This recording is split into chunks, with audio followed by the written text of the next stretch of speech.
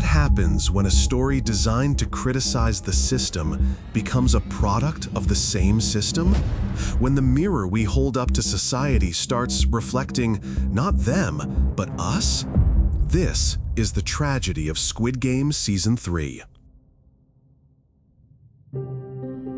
Season 1 wasn't just a TV show, it was an event, a cultural detonation that transcended borders, languages, and platforms.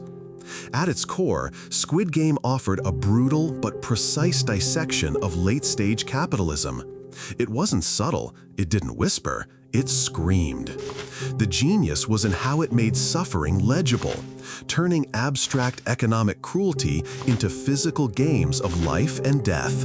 Red light, green light wasn't just a game, it was about control.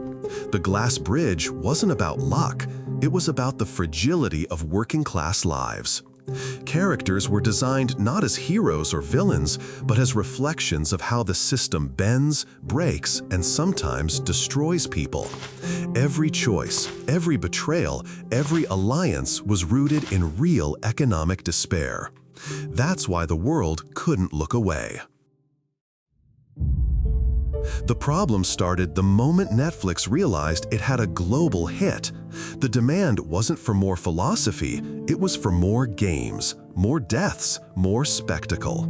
Season 2 tried to balance both. On one hand, it explored the aftermath, the survivor's guilt, the scars left behind. But on the other, it knew it couldn't escape the very thing that made it go viral: the blood, the tension, the deadly games. This was the start of the identity crisis. Should it continue as a social critique or lean fully into being an adrenaline-fueled thriller? Season 2 tried to do both and ended up doing neither well. By Season 3, the philosophical tension is gone. What remains is a polished, expensive, meticulously designed death show. The games are grander, with higher stakes, better CGI, more elaborate sets, but devoid of metaphor. The players feel like pawns in a video game, not symbols of society. Their backstories are thin, their arcs mechanical. Take the character of Gihan, once a broken man wrestling with morality, debt, and despair. Now he feels directionless. His actions are reactive, not reflective. Instead of representing the everyman crushed by the machine, he's now a wandering figure caught in a narrative that no longer knows what it's saying. If you enjoyed this video and want to see more content like this, don't forget to like, subscribe, and share your thoughts in the comments. Your support truly helps us grow and keep going. Here's the uncomfortable truth. We watched because it was thrilling, the same way the VIPs watched in the show. We became them, detached, enjoying the games not for what they meant, but for how they looked. Season 3 weaponized spectacle. Perfect sound design, cinematic framing, tension-crafted editing.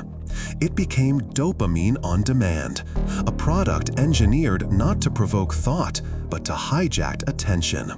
And it worked. Millions watched, millions clicked, and millions felt empty afterward. It's easy to hate the VIPs, the grotesque, rich elites who bet on human suffering for sport. But Season 3 asks an uncomfortable question. Are we really that different?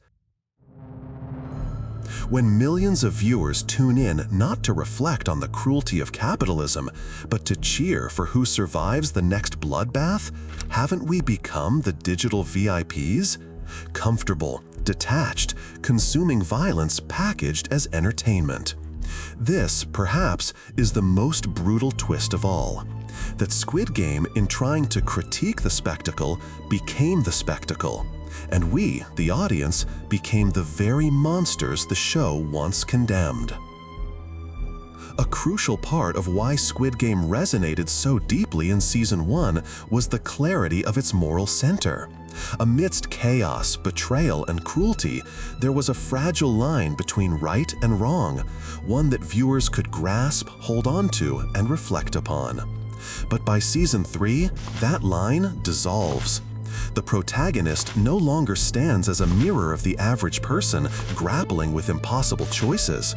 Instead, his arc becomes fragmented, less about meaning, more about momentum. His choices feel reactive, ambiguous, detached from any clear moral compass. This isn't just the collapse of a character, it's the collapse of the ethical foundation the story once stood upon. And when morality becomes blurred, the audience shifts too, from reflecting on the system to simply surviving the spectacle. Here's the thing nobody likes to admit.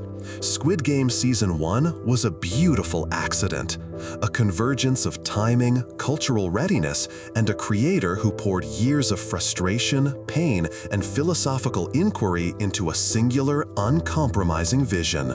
The rawness, the honesty, the brutal clarity of Season 1, it wasn't designed to be a franchise. It was lightning in a bottle, a perfect, unrepeatable collision of art and moment. But the industry doesn't believe in accidents. It believes in replication. And what happens when you try to manufacture lightning? You get something shinier but emptier, bigger but shallower, more expensive but less meaningful. In Season 1, every game was loaded with meaning. The games weren't just dangerous, they were allegories. They symbolized power, inequality, chance, and the invisible hands that shape society. But by Season 3, the metaphor died. The games no longer represented anything beyond themselves.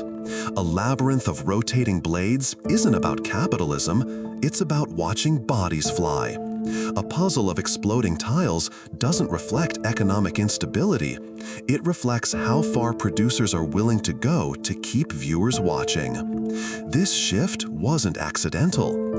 It's the inevitable result of turning art into a franchise. Symbols can't survive infinite repetition. Once you turn suffering into spectacle, it stops being a lesson and becomes entertainment. This is the final tragedy. Netflix doesn't care about art. It cares about engagement metrics, watch time, completion rates, rewatch value. So the story had to change. It had to evolve not based on meaning, but on retention curves, on data, on graphs showing where people paused, skipped, or dropped off. Season 3 wasn't written by a writer. It was co-authored by the algorithm. Squid Game Season 3 isn't a failure, it's a success in the wrong category. It succeeded as a product, as content, as distraction, but it failed as art, it failed as critique, it failed as the mirror it once was. And maybe the most uncomfortable truth is this: that's exactly what we asked for. If a story built to criticize the system becomes part of the system, then what does that make us?